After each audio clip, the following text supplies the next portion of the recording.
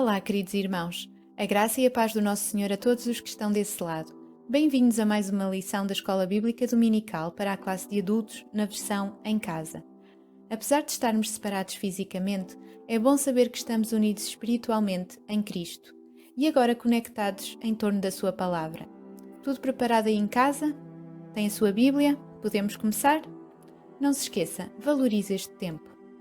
Continuamos para mais um estudo e reflexão baseados no livro de Jó. O livro de Jó é sem dúvida um dos livros mais exigentes e gratificantes do Antigo Testamento. A vida de Jó está repleta de verdades importantes de sabedoria e bênção a serem descobertas. Os eventos descritos em Jó tornam-se uma lição importante para nós. É um livro que nos coloca muitas questões, nos obriga a pensar, a refletir na nossa própria vida e na visão que temos de Deus e no nosso relacionamento com Ele.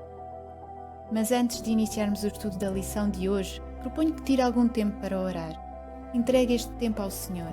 Agradeça a oportunidade que temos de estudarmos a Sua Palavra, apesar de estarmos separados fisicamente. Peça que o Espírito Santo ilumine a sua mente e abra o seu coração para receber o ensino das Escrituras. A lição de hoje tem como título Estou no caminho certo? O texto base da lição vai do capítulo 32 ao 37. O objetivo da lição é ajudá-la a reagir positivamente à disciplina de Deus. Se ainda não leu todo o texto, proponho que pause o vídeo e tire um tempo para a sua leitura. Até já! Na lição anterior, estudámos o último discurso de Jó registado no capítulo 31 e vimos que ele faz um apelo final, que o Todo-Poderoso me responda. Jó pede que Deus lhe responda para que ele possa se defender diante de Deus. E isto cria uma expectativa. Será que finalmente Deus vai falar com Jó? Será? Vamos então continuar para o próximo capítulo. Por favor, abra a sua Bíblia em Jó capítulo 32 e siga comigo a análise e reflexão de algumas partes que compõem o texto base da lição de hoje. Vejamos com atenção o versículo 1. Então aqueles 3 homens cessaram de responder a Jó, porque era justo aos seus próprios olhos. Aqui podemos ver que os 3 amigos de Jó, Elifaz, Bildad e Sofar, desistiram de tentar convencer Jó a admitir que estava a sofrer como resultado direto de grande pecado. Parece que o assunto morreu, porque nenhuma parte consegue convencer a outra. Todos pararam de falar e a discussão termina. Será que Deus vai falar agora? Vejamos os versículos seguintes. E acendeu-se a ira de Eliú, filho de Baraquel, o Buzita, da família de Rão. Contra Jó se acendeu a sua ira, porque se justificava a si mesmo, mais do que a Deus. Também a sua ira se acendeu contra os 3 amigos, porque não achando que responder, todavia condenavam a Jó. Eliú, porém, esperou para falar a Jó, porquanto tinham mais idade do que ele. Vendo, pois, Eliú que já não havia resposta na boca daqueles 3 homens, a sua ira se acendeu. Afinal, faltava Eliú. Eliú, filho de Baraquel, o Buzita. Buzita significa que tem alguma relação com Buz, e este nome aparece na Bíblia em Gênesis 22, 21, como sendo um dos filhos de Naor, irmão de Abraão. Então é possível que Eliú tivesse alguma relação com a família de Abraão. Quando os outros 3 amigos ficaram sem argumentos, apareceu Eliú para continuar o assunto. Não se sabe ao certo quanto tempo Eliú estava presente a ouvir os argumentos dos outros amigos de Jó. Mas foi tempo suficiente para se irar com Jó, por reclamar inocência enquanto culpava Deus, e com os outros amigos por condenarem Jó sem um argumento convincente. Na certeza de que a sua vez tinha chegado, porque conforme o costume da cultura, os mais novos deveriam permanecer calados enquanto os mais velhos falavam, então assim que teve a sua oportunidade, Eliú começa um discurso ininterrupto que abrange os próximos 6 capítulos. Os mais velhos não tinham conseguido, mas Eliú estava determinado a apresentar a palavra final e conclusiva sobre o sofrimento de Jó. A nossa lição tem como base todo o discurso de Eliú, mas iremos concentrar-nos no estudo e reflexão de apenas algumas partes. Eliú notou que ambos os lados cometeram erros neste debate. Embora o erro de Jó não fosse tão grande como os dos 3 amigos, Eliú concentra-se em Jó. Ele quer ajudar Jó. Ao fazer isso, ele defende a retidão de Deus em seu trato com Jó. Passamos agora a observar as palavras de Eliú que compõem o capítulo 33. Este capítulo pode ser dividido em 3 partes. Na primeira parte, do versículo 1 ao 7, é uma expressão Jó, eu preciso falar. Vemos que a intenção de Eliú era diferente dos outros 3 amigos. Ele procurava ajudar Jó convencendo-o pela razão, não pelo terror, pelo argumento justo e não por uma mão pesada. Na segunda parte, do versículo 8 ao 11, ele diz que ouviu as palavras de Jó e que, na sua opinião, ele foi longe demais. Na terceira parte, do versículo 12 ao 30, encontramos a resposta de Eliú a todas as coisas que ele achava que Jó se tinha posicionado de forma errada. Desta resposta, eu gostaria de realçar os versículos 12 a 22. Vemos que nos versículos 12 e 13, Eliú começa por declarar a grandeza de Deus em relação ao homem. E vemos como Eliú ficou espantado. Como é que Jó se atrevia a chamar o Deus soberano para uma audiência e reclamar respostas da parte dele? Tal atitude era muito arrogante. Depois, nos versículos 14 e 15, lembra que Deus se comunica com o homem de diferentes formas. Recordemos que antes, Jó tinha-se queixado de que Deus se recusava a responder-lhe. Queria uma oportunidade de apresentar o seu caso perante Deus, mas o Senhor parecia ignorá-lo. No versículo 14, repare com atenção, Eliú lembrou Jó de que, embora certamente Deus fale uma e duas vezes aos homens, somente ele escolhe como e quando fala. A questão mais importante para Jó e para qualquer um de nós é saber se estava preparado para ouvir a mensagem de Deus de modo diferente da confrontação direta que ele exigia. Eliú lembrou que muitas vezes Deus transmite a sua mensagem, mas nós não estamos atentos a ela. Leia com atenção o versículo 15. Como é que Eliú disse que Deus se comunicava com as pessoas? Veja bem. Eliú identificou sonhos e visões como dois métodos pelos quais Deus fala ao seu povo na época bíblica.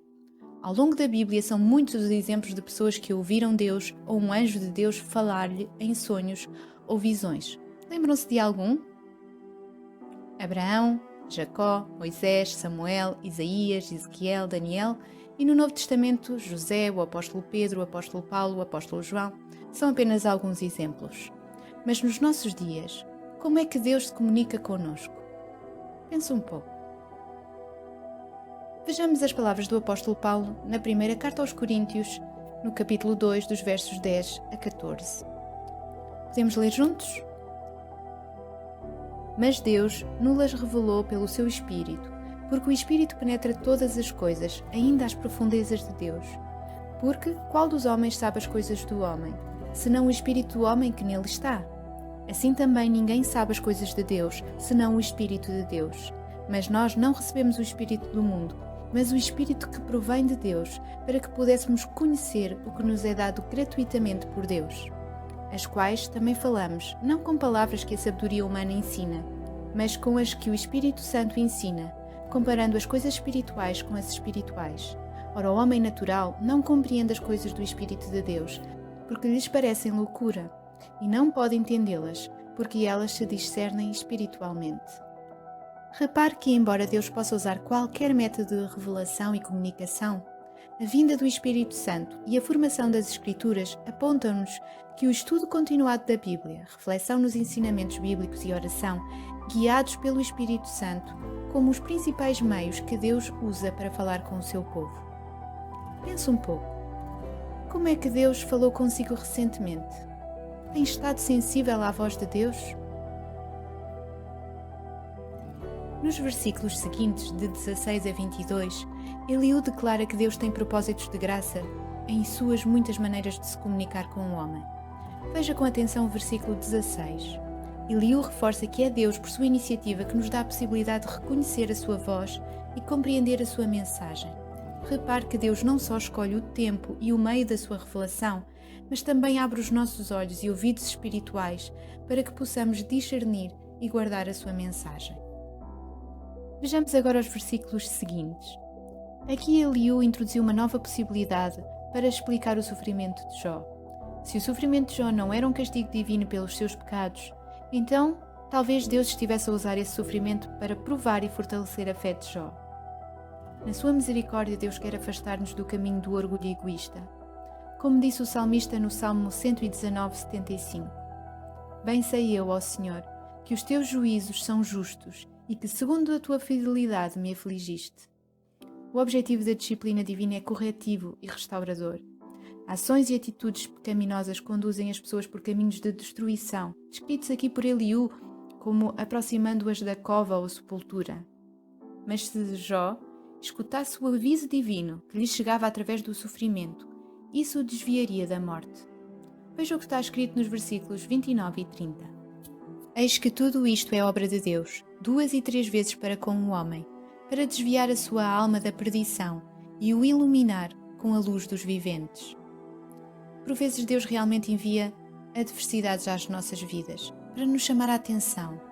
Deus pode precisar de chamar a nossa atenção para que nós possamos examinar as nossas prioridades e redirecionar as nossas vidas. Se aprendemos com a disciplina de Deus, então podemos avançar para a luz da vida, e em vez de viver de um modo destrutivo. E com todo esse processo conseguimos mais sabedoria para nos afastarmos do pecado. Começamos a ter mais disciplina na questão de lidar com o pecado. Trilhamos um caminho de santidade e começamos a pensar mais nas coisas do alto, como também disse o salmista no Salmo 119, 71. Foi-me bom ter sido afligido para que aprendesse os teus estatutos. Também no Salmo 94, 12.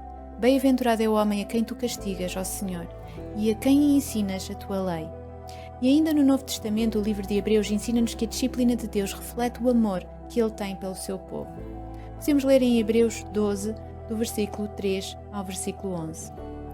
Considerai, pois, atentamente aquele que suportou tamanha oposição dos pecadores contra si mesmo, para que não vos fatigueis, desmaiando em vossa alma.